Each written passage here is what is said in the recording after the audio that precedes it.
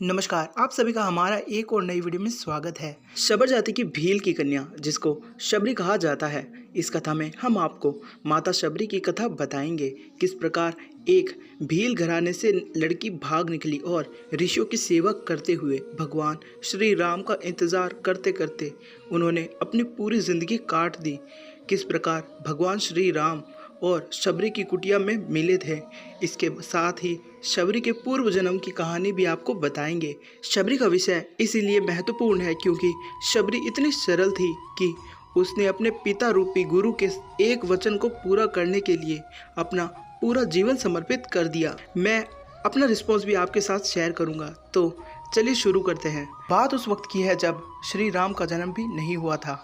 भील जाति के एक कबीले जिसके राजा या फिर मुखिया अज थे, अज के घर में एक कन्या का जन्म हुआ था जिसका नाम श्रमणा था। श्रमणा शबरी का ही पहले का नाम था। शबरी की माता का नाम इंदुमती था। शबरी की जाति शबर थी जो कि भील से संबंधित थी। शबरी बचपन से ही पक्षियों से अलौकिक बातें किया करती थी जो सभी के लिए एक आश्चर्य का विषय था। धीरे धीरे शबरी बड़ी हुई लेकिन उसकी कुछ हरकतें अज और इंदुमती के समझ से परे थी।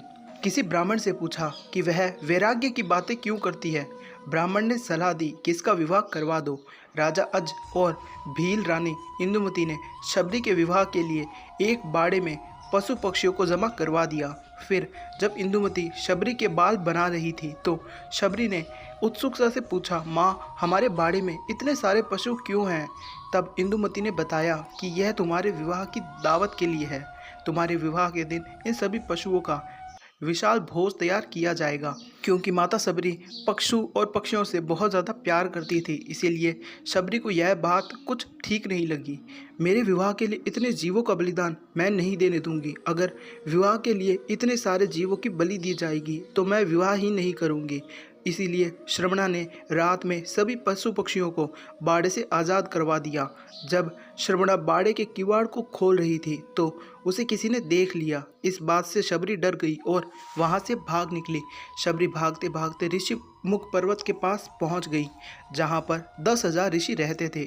शबरी को इस बात का अनुमान नहीं था कि वह निचली जाति की है और ऋषि उनको अपने आश्रम में स्थान नहीं देंगे। इसके बावजूद भी शबरी छुपते छुपाते कुछ दिनों तक, जब तक वह पकड़ी नहीं गई, रोज सवेरे ऋषियों के स्थान पर आने से पहले पत्तों को साफ कर देती थी और हवन के लिए सूखी लकड़ियों का बंदोबस्त भी करती। बड़े ही भाव से शबरी बहुत ही सावधानी से लकड़ियों को ऋषियों के हवन कुंड के पास रख देती थी। कुछ दिनों तक ऋषि समझ नहीं पाए कि वह कौन है जो उनके सारे नित्य काम निपटा दे रही हैं। कहीं कोई माया तो नहीं है। फिर ऋषियों ने एक दिन सवेरे जल्दी आने का सोचा और वह एक दिन जल्दी आए। तब उन्होंने शबरी को साफ सफाई करते और लकड़ियों को चुनते देखा तो ऋषियों ने शबरी से उसका परिचय पूछा तो शबरी ने बताया कि वह भीलनी है। ऋषियों ने जब भीलनी को नीच जाति का बताकर उसे ताड़ने लगे, तभी उसी समूह में से एक ऋषि जिनका नाम ऋषि मतंग था, ऋषि ने शबरी को उन ऋषियों से बचाया और उसको अपनी बेटी कहकर उसको एक कुटिया में शरण दी और सेवा करने को कहा। समय बीतता गया, मतंग ऋषि बूढ़े हो गए। मतंग ऋषि ने घोषणा की कि वह अब अपना देह छोड़ना चाहते हैं। तब शबरी ने कहा कि एक पिता को वहाँ छोड़कर आई थी और आज आप भी मुझे छोड़कर जा रहे हैं, अब मेरा ख्याल कौन रखेगा। तब मतंग ऋषि ने कहा कि बेटी तुम्हारा ख्याल राम रखेंगे। तब शबरी ने बड़ी ही सरलता से कहा कि यह राम कौन है और मैं उन्हें कहाँ ढूंढूंगी। तब मतंग ऋषि ने कहा, बेटी तुम्हें उन्हें कहीं खोजने की ज़रूरत नहीं है, वह स्वयं तुम्हारी कुटिया पर चल कर आएंगे। शबरी ने मतंग ऋषि के वचन को पकड़ लिया कि राम आएंगे। शबरी रोज भाव से भगवान के लिए फूल बिछा कर रखती, उनके लिए फल तोड़ कर लाती और पूरे दिन भगवान श्री राम का इंतज़ार करती।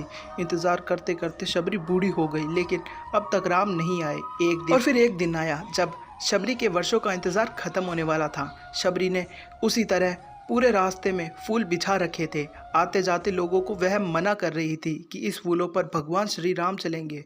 शबरी श्री राम के बैर तोड़ कर लाई थी और वह यह निश्चित करने के लिए कि बैर मीठे हैं या खट्टे हैं, शबरी ने बैर को चक चक कर उन्हें झूठे कर दिए थे। जब भगवान श्री राम आए तो शबरी एक पत्थर के पास आसन के ऊपर बैठी थी। शबरी ने पहली नज़र में जब भगवान श्री राम फूलों के रास्ते से माता शबरी के पास आने लगे, तब माता शबरी उन्हें मना करने लगी कि यह भगवान श्री राम के लिए है। जब लक्ष्मण ने कहा कि यह स्वयं राम है, तब राम का नाम सुनते ही शबरी ने भगवान का खूब सत्कार किया और उनको झूठे बैर खिलाए। इस प्रकार शबरी के वर्षों का इंतजार खत्म हुआ और उनको भगवान श्री राम के दर्शन मिले। यह थी माता शबरी की कहानी। अगर आप शबरी के पूर्व जन्म की कथा को भी जानना चाहते हैं, हम इसका पार्ट 2 बहुत जल्द लाएंगे। कमेंट में पार्ट 2 ज़रूर लिखें। तो मिलते हैं अगले वीडियो में। वीडियो पसंद आने पर वीडियो को लाइक कर चैनल को सब्सक्राइब करें ताकि ऐसे ही वीडियो के नोटिफिकेशंस आपको मिलते रहें।